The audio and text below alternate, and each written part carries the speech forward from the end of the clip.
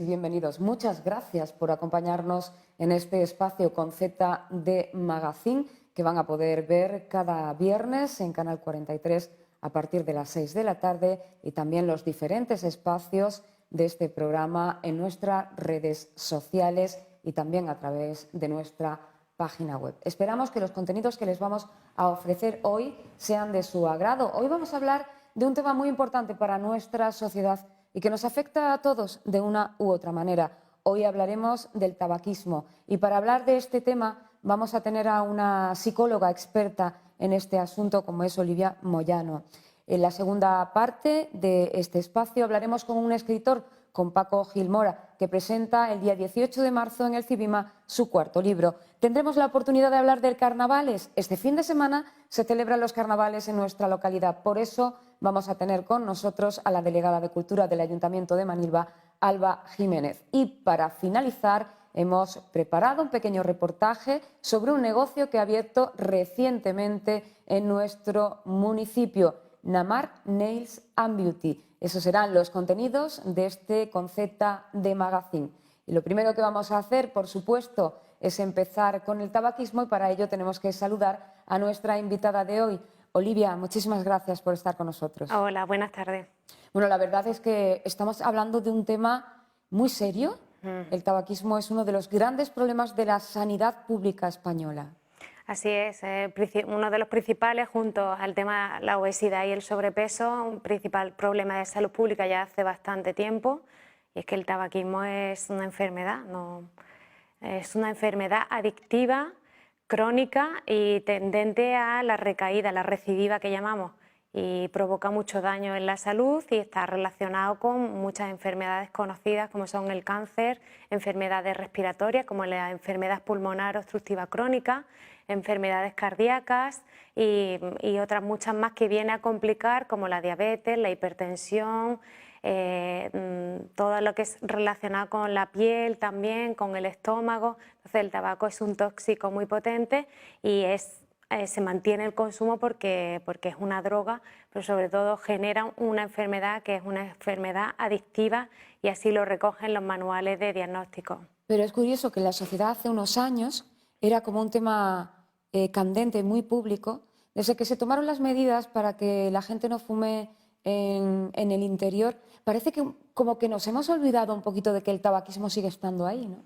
Sigue estando presente, la prevalencia sigue estando en España en torno al 30%, fuman un poquito más todavía los hombres que las mujeres y sigue habiendo un inicio muy fuerte entre los jóvenes y se mantiene también asociado a otras sustancias y bueno, se sigue fumando a pesar de que esté supuestamente mal visto, pero todavía respetamos mucho el consumo y los fumadores pues encuentran sus lugares para poder fumar, vaya. Es curioso que los jóvenes incluso, cuando todavía no conocen demasiado de esta sustancia, lo utilizan como algo que resulta un atractivo frente a la sociedad, ¿no?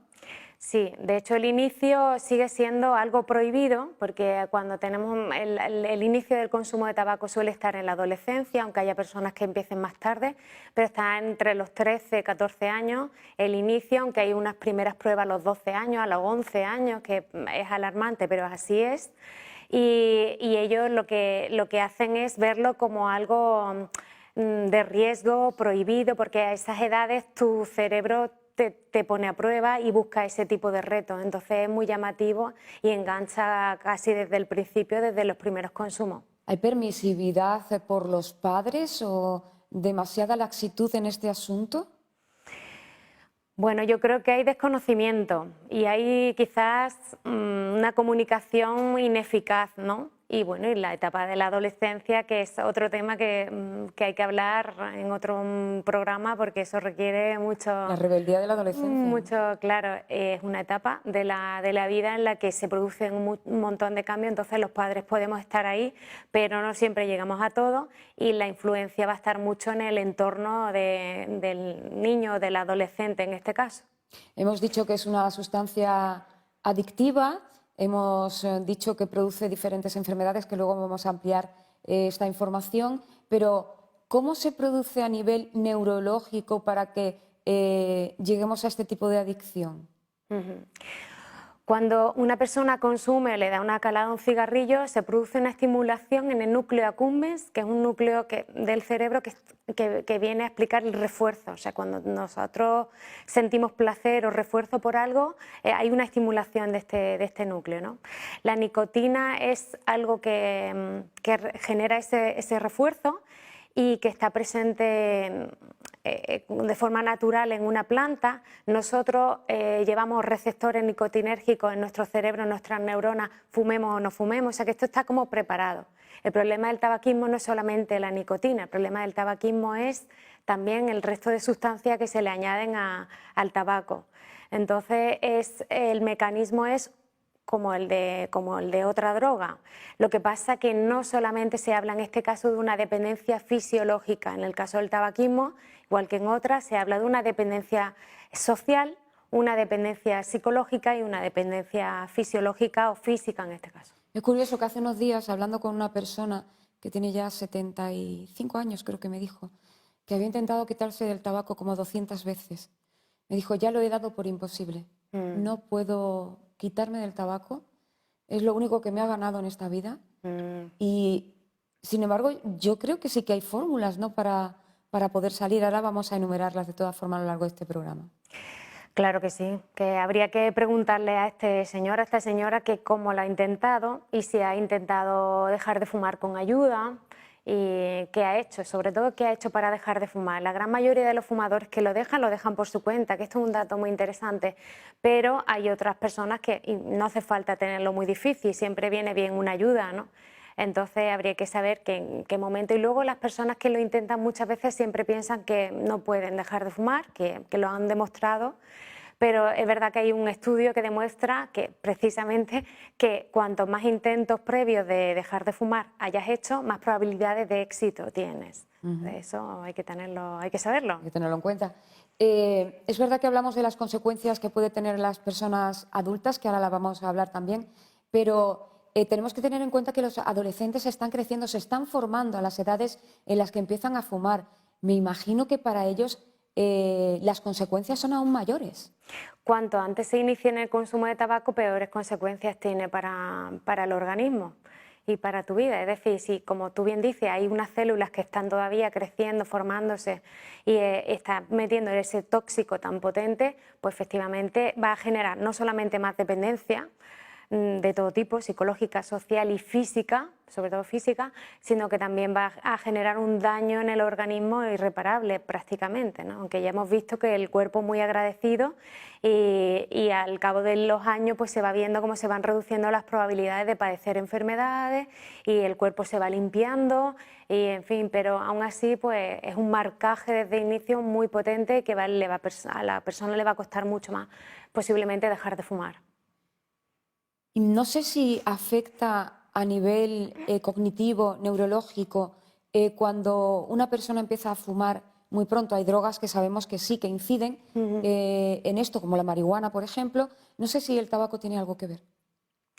Bueno, el tabaco, la nicotina es un estimulante, ¿no? Que muchas veces los fumadores dicen, a mí es que me relaja fumar un cigarrillo. Bueno, te relaja porque ya tienes una dependencia, entonces te relaja consumir tu droga, ¿no? Pero en realidad es un estimulante y además ayuda un poco a la concentración en un momento determinado. De hecho, muchas personas que dejan de fumar dicen, yo es que estoy desconcentrado, desconcentrada, están sufriendo el síndrome de abstinencia y una de las consecuencias es la desconcentración. ¿Afecta a nivel cognitivo? Pues sí, porque es que todo lo que sea un tóxico en tu organismo te está afectando en el desarrollo. Tú estás más cansado. Cuando tú estás más cansado no piensas igual, no se repara tu organismo. Lo que pasa es que cuando tienes esas edades no lo notas, porque tú puedes fumar un paquete de cigarrillos, jugar un partido de fútbol, salir por la noche con tu novio o con tu novia y no lo notas, porque el tabaco hace daño, pero mucho daño, pero no lo notas hasta que no pasan años de consumo. Y luego hay otro tema que también suele ocurrir en la adolescencia y en la juventud, que es la mezcla del tabaco con otras sustancias, como por ejemplo la marihuana o el chocolate, que es aún peor, ¿no? Es una bomba de relojería en personas tan jóvenes. Claro, ahí sí que hay una afectación clara cognitiva en el caso de la marihuana, y el tabaco es verdad que también se ha asociado con mayores niveles de depresión y ansiedad. Entonces, y también la marihuana, con lo cual es un cóctel molotov, y además que sabemos que son factores que pueden estar asociados a trastornos psicóticos y problemas mucho más graves, ¿no?, de salud mental, que no hacen nada de gracia, son bastante perjudiciales. Y a nivel cognitivo, estamos hablando, cuando hablamos de esta palabra, cognitivo, hablamos de memoria, atención, capacidad de respuesta. Entonces, si tú estás estudiando y tienes que poner toda tu capacidad para memorizar o para desarrollar lo que estás aprendiendo, pues no vas a llegar donde posiblemente llegarías. Estás sufriendo un menoscabo en esa capacidad. Efectivamente. Es verdad que las drogas a muy temprana edad causan muchos problemas. Bueno, las drogas en general a todas las edades causan muchos problemas, pero es cierto que la marihuana, que es algo que puede ser utilizado terapéuticamente, pero siempre tratado de determinada manera, no lo podemos extrapolar, como quizá la sociedad lo está haciendo, a que fumarse un porro sea algo positivo para el organismo. Efectivamente, no tiene nada que ver. Hay tratamientos que se basan en el consumo del cannabis, creo que están muy bien estudiados ya, y hay muchos estudios neurológicos al respecto, y cuando no hay otras opciones, o cuando hay una opción que se ve como positivo incluso para problemas de depresión, y se usa, pero se usa en pastillas, muy medido, y sabiendo que está ahí, metiendo en el organismo, vaya, que no es... Es verdad, Olivia, que muchas veces parece que nos agarramos a que terapéuticamente puede ser positivo para utilizarlo, pero tenemos que tener en cuenta todo eso que tú decías, ¿no? Sí. Que esa marihuana está tratada para que no nos cause tanto problema como el cogollo de hierba que los chicos, jóvenes y no tan jóvenes, y chicas también cada vez más, suelen utilizar mezclado con tabaco para fumar, ¿no? La María, el chocolate, todo eso no tiene nada que ver con lo que hablamos, porque realmente lo que hablamos es algo que está... A ver, yo no soy experta en la marihuana, pero sí que es verdad que hay muchos, cientos de tipos de marihuana, y entonces ahí la conexión con el cerebro y el efecto positivo hay que estudiarlo con el tipo de cannabis que corresponde. El que solemos ver en las calles o los que consumen los jóvenes y los no tan jóvenes no tiene nada que ver con esto que hablamos, ¿no? Vamos a hablar también de otro tema que se puso muy de moda hace unos años, que todavía hay mucha gente que lo utiliza, que parece que no soluciona el tema del tabaquismo, que es el vapeo, ¿no? El vapeo es algo que ha generado mucho daño, porque parece como que se le da permiso al consumo de tabaco y tiene mucha sustancia. La Agencia del Medicamento en ningún momento ha dado permiso, ha visto como algo bueno el consumo a través del vapeo, ¿no? Tiene otras consecuencias a nivel de efectos neumológicos, y tiene, bueno, en Estados Unidos se han visto ya casos de incluso fallecimiento de adolescentes por consumo excesivo de este vapeo, y la verdad es que no, y complicaciones importantes a nivel pulmonar. Es verdad que depende de lo que tú le pongas a esto de vapear, ¿no? Pero en cualquier caso, consumir una droga por un efecto, hay que buscar siempre las alternativas. Además, porque el vapeo sigue enganchando de todas formas. Sigue enganchando. No te quita de fumar, y yo conozco a muchas personas que vapean pero también fuman, y hay personas que dicen, bueno, me voy a pasar al vapeo y ya no tengo tantas sustancias negativas para mi salud, pero dejar de fumar cigarrillos para pasarte al vapeo, al final no te desenganchas de lo que es fumar tampoco, porque en un momento determinado está muy cerca la conducta, el gesto es casi el mismo, entonces vuelves a fumar o sigues fumando con toda normalidad. No es una cosa que yo aconseje. Me ha llamado mucho la atención que has comentado que nuestro cerebro ya tiene parte de nicotina, ¿no? Que es una sustancia que me imagino que nos sirve para mantenernos alerta en algunos momentos.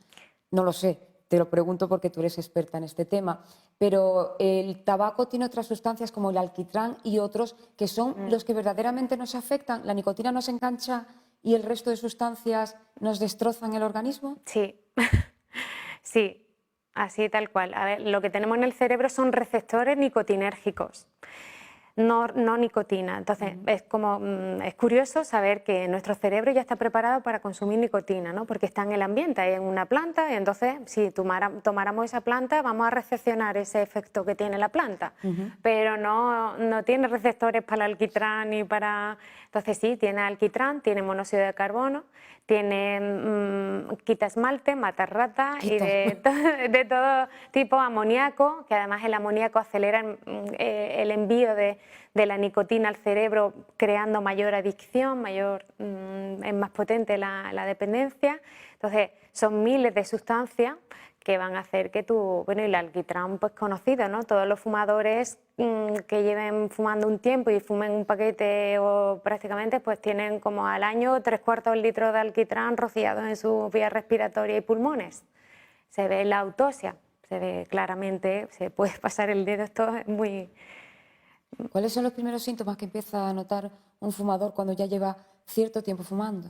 Uy, esa pregunta es muy interesante porque es muy diversa. O sea, hay personas que llevan fumando muchos años y apenas pues notan en la circulación ningún efecto. Y hay personas que lo notan más a nivel respiratorio, otros en la circulación, otro, pues, como hemos dicho antes, tiene una diabetes mal controlada por consumo de tabaco, la tensión, el colesterol, todo se ve afectado. Generalmente sí notan más cansancio. Notan más cansancio, en los hombres también a nivel de erección del pene, peor capacidad vascular en este caso, la tos, más resfriado, peor cicatrización, es que afecta a todo, a todo el organismo afecta. ¿Y a las mujeres? Igual. Bueno, en el caso de las mujeres va a haber un deterioro más rápido de su piel, en general, para las arrugas que nos importan tanto, ¿no? Hay unas arrugas asociadas al consumo de tabaco, por ejemplo, en torno a los labios, también en los ojos, al hacer determinado gesto, ¿no? Gesto de fumar. Afecta también, pues, bueno, a toda la posibilidad de quedarse embarazadas también disminuye. También afecta en el caso de los hombres, que parece que solamente a la mujer, pero si tú eres una mujer que no fuma y tienes una pareja hombre que es fumador y te cuesta la concepción, también puede tener que ver el tabaco. Si dejamos de fumar aumentaríamos la probabilidad. Y comentaba esto porque también hace unos días he estado leyendo sobre el cáncer de cuello de útero, sobre el papiloma, que hace unos días también han salido varios estudios sobre todo este tema, y leía que tienen más riesgo de padecer por el papiloma un cáncer de cuello de útero aquellas personas, aquellas mujeres en este caso que fuman. Sí, al principio hemos dicho que aumenta la probabilidad, que es una enfermedad que te lleva a otras enfermedades claramente. Cánceres de todo tipo, de cuello de útero, el cáncer de vejiga en hombres, por ejemplo, es tabaco y cáncer de vejiga, es lo que está más demostrado, igual que el de pulmón.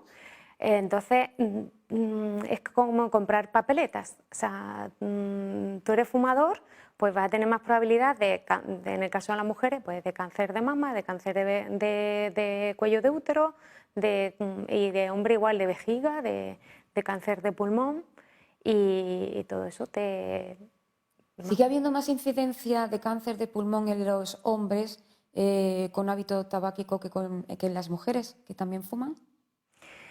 Sigue habiendo más en los hombres, pero como ya la curva de la prevalencia se está igualando, cada vez hay más cáncer de pulmón de mujeres. O sea, antes apenas se veía cáncer de pulmón en mujeres, igual que no se hablaba de las enfermedades cardiovasculares o cardíacas de las mujeres, por aquello de las hormonas y la protección que tienen las hormonas sobre nosotras, pero esto ha cambiado ya bastante. Mueren muchas más mujeres, por ejemplo, de una enfermedad cardiovascular, que es la primera causa de muerte en todo el mundo y en España sobre todo. Y en el caso del cáncer de pulmón igual, se está igualando todavía, son más los hombres que fallecen por cáncer de pulmón, pero ahí vamos detrás las mujeres alcanzando. Bueno, la verdad es que los casos de enfermedades cardiovasculares se entienden por la obstrucción de las arterias, ¿no? De las venas que van directamente al corazón, me imagino. Claro, la obstrucción por ictus, embolia, infarto de miocardio, todo lo que tenga que ver con algún problema cardíaco, que ya ahí tampoco soy experta, pero que son todos, pueden estar todos asociados al consumo de tabaco, y tu calidad de sistema cardiovascular está muy empeorado. Entonces, si tienes... En el caso de las mujeres, además, que es verdad que cuando ya entramos en la menopausia, esa protección que andamos, pues curioso también decir que un infarto, ¿no? Cuando duele el brazo izquierdo y hay alguna sintomatología previa a un infarto, pues eso es lo que le ocurre a los hombres, a las mujeres le ocurre otras cosas. ¿Ah, sí? Sí, a las mujeres le duele la mandíbula y le molesta el estómago, por ejemplo. No me lo puedo creer. Sí. Pero tampoco es mi tema, pero es muy interesante ver cómo... No, yo preocupada muchas veces cuando me ha dolido el hombro izquierdo, ¿no? Que hay mucha gente que dice, si te duele el hombro, cuidado, porque eso se te queda marcado porque nos lo han repetido hasta la saciedad. Pero claro, ahora descubrimos que en la mujer los síntomas no son iguales. Los pródromos de la mujer son más temas digestivos y dolor en la mandíbula o algo así. Ah, curioso esto. Que puede que te duela el brazo izquierdo también, pero que no vamos tan rápido a urgencia porque todavía se sigue pensando que hay más infartos en hombres. Y porque claro, esa interpretación la podemos pensar que es de cualquier otra cosa, algo que hemos comido en mal estado, vete tú a saber, ¿no? Los síntomas en los hombres parece que son más claros. Bueno, no, son más conocidos. Son más conocidos. Son más conocidos, pero está muy interesante saber las diferentes funciones que tiene en el cuerpo. Para nuestro país, el hábito del tabaquismo, para la sanidad pública, cuesta muchos millones de euros cada año. Claro, habría que seguir trabajando y aumentar las medidas que hacen que las personas no se inicien en el consumo y, aunque se hayan iniciado, dejen de fumar cuanto antes, porque el gasto sanitario es enorme, enorme. Y aparte del gasto sanitario, que bueno, El gasto en vidas. Eso es. Una persona que fuma va a vivir de media 10 años menos. O sea, el tabaquismo produce una muerte prematura, que es en torno a los 10 años, y aparte de eso, pues una invalidez y un sufrimiento innecesario.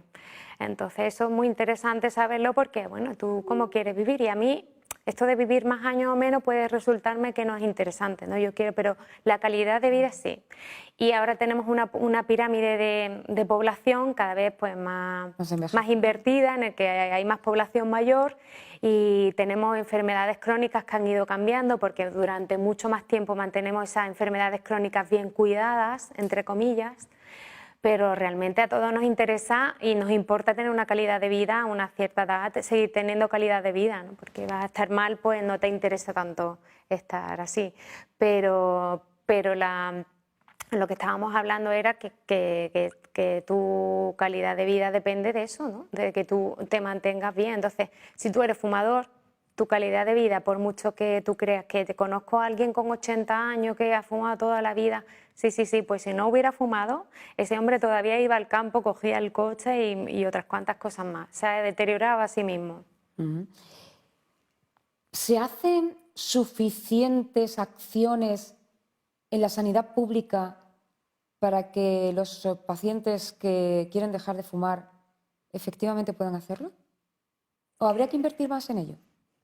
El tratamiento y el abordaje del tabaquismo, como otros problemas de salud pública, no deben ser solamente sanitarios. Es decir, que realmente lo que vamos a ver es que hay unas medidas políticas que hay que tomar medidas a nivel de ambiente y de consumo, de educación, de las consejerías de educación. Entonces, son planes integrales que abordan. Entonces, en la atención sanitaria sí se puede hacer más, pero también se puede hacer más a nivel político, ambiental, de agricultura, de consumo, de educación. Por eso ahora cada vez más los planes de salud están más en los colegios.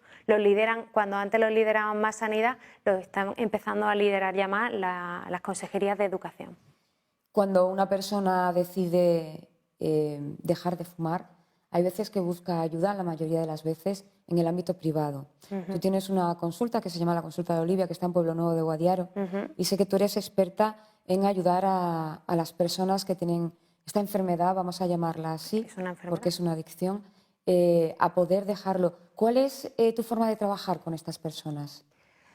Bueno, el abordaje que yo hago en consulta es un abordaje pues, cognitivo-conductual basado en una entrevista motivacional, que es la que más ha demostrado eficacia, y se puede combinar o no con un fármaco. Entonces, la entrevista motivacional es a facilitar que la persona que ya lleva una motivación se mantenga motivado para dar los pasos que yo le voy pautando y deje de fumar.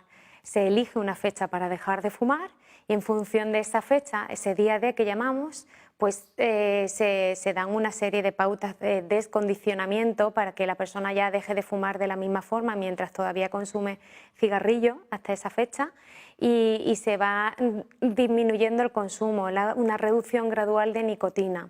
Vamos a ir valorando siempre que la reducción no le va a provocar síndrome de abstinencia porque no es superior al 30%, todo esto está estudiado. Entonces hay un acompañamiento, un seguimiento, un apoyo psicológico y en el caso de necesario pues se va a poner un fármaco.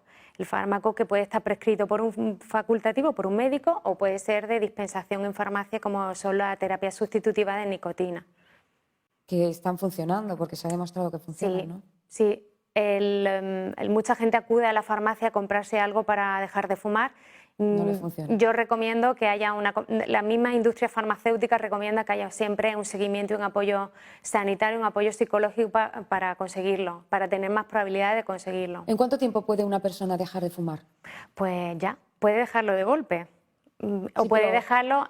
Mi tratamiento no es más de un mes, porque si pasa fumando más de un mes y en tratamiento, entonces lo que sí que hago es un seguimiento después para mantener la abstinencia. Pero en menos de un mes, en 3 semanas como mucho, esa persona tiene que pautar dejar de fumar, se dan unos pasos, se deja de fumar y empezamos a trabajar para mantener la abstinencia. Entonces hay un trabajo de resolución de problemas, de prevención de recaídas y al mismo tiempo se trabaja pues, con la alimentación, con el sueño, con la actividad física y todo viene a repercutir a que tú esa motivación la mantengas en el sitio que tiene que estar y te empieces a considerar una persona más saludable y estés más orgulloso, que el sentimiento y la sensación que tienes va a favorecer mucho esa abstinencia que al menos debe mantenerse un año para que esa persona sea considerada un exfumador.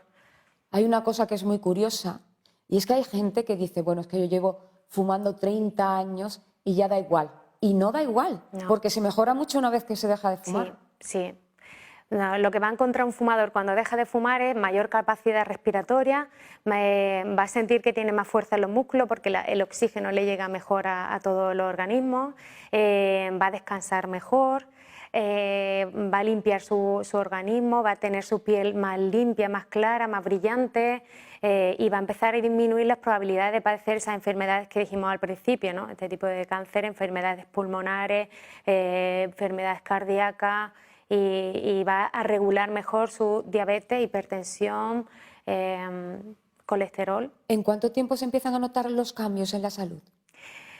Bueno, los cambios se empiezan a notar desde las primeras horas porque empieza a regularse su presión arterial y su ritmo cardíaco, perdón, y su circulación sanguínea mejora en general. Entonces, a partir de ahí, pues hay al mes ya lo nota, a los 2 meses vas a estar mucho mejor en todo lo que acabo de comentar antes. Y a nivel anímico también. Sí, al principio no, al principio pasan un poco de ansiedad, sobre todo hay más miedo que ansiedad, que las personas tienen más miedo y piensan que van a sufrir y a pasarlo muy mal. Yo les diría desde aquí que no se preocupen, que hay todo un proceso diseñado para eso y que hay miedo de dejar de fumar. Hay personas incluso que piensan que van a ser menos felices si dejan de fumar. Todo eso se trabaja en consulta y al final lo que acaba es teniendo una persona que deja de fumar y está más orgullosa de sí misma, le sube la autoestima, generan autoconfianza y todo eso es muy positivo, no solamente a nivel físico, que hablamos todo el tiempo, ¿verdad? Es a nivel psicológico, porque has conseguido un logro importante, es un reto dejar de fumar, hemos hablado que es una droga, pero se puede salir, muchas personas lo consiguen, ¿por qué no tú? Claro, efectivamente. ¿Dirías que llevamos hablando 30 minutos de este tema? No, Pues lo llevamos. Eso quiere decir que tenemos que concluir por hoy. A Olivia la vamos a tener en otros programas hablando de otros temas a nivel psicológico. Le damos las gracias. Hoy hemos descubierto que se puede dejar de fumar, que en 3 semanas podemos empezar ese cambio de vida. A ella la podrán encontrar en Pueblo Nuevo de Guadiaro, en la consulta de Olivia, también a través de Facebook. tiene su página, así que si quieren dejar de fumar, ya saben a la persona a la que tienen que consultar. Olivia, muchísimas gracias por haber Gracias a estado con vosotros. nosotros. Muchas gracias. Y enseguida estamos con todos ustedes. Vamos a hablar de literatura, vamos a hablar de Ángeles Caídos, el nuevo libro de Paco Gil Mora.